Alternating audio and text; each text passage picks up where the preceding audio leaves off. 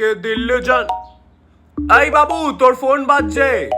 ওই বাবু, ওই শয়তান। উফ। হ্যাঁ হ্যালো, হ্যালো শুয়োরে বাচ্চা। কে বলছেন? কে আবার? তোর বাপ বলছি বে। ভাই দেবে তোর গলা আওয়াজ এরকম ভারী ভারী লাগছে কেন?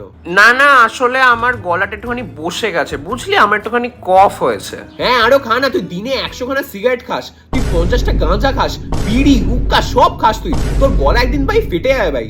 ভাই দেবে শোন না, বলছি আগে তুই সৌভিকের বাড়ি আসছিস তো? না রে, আমি আজকে আসতে পারবো না, আমার তো সামনে পরীক্ষা, তাই আমাকে বাড়িতে বসে পড়তে হবে। পরীক্ষা? তোর আবার কিসে পরীক্ষা ভাই?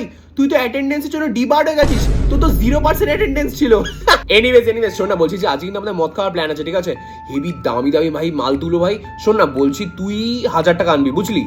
না রে, আমি আনতে পারবো না, আমার বাড়িতে একটুখানি টাকার সমস্যা চলছে। তোর আর বাড়িতে কিছু সমস্যা? তুই তো রোজই তোর বাবার প্যান্টে পকেট থেকে 500 টাকা 1000 টাকা 2000 টাকা নিয়ে বেরোলি আগের দিন। বাবু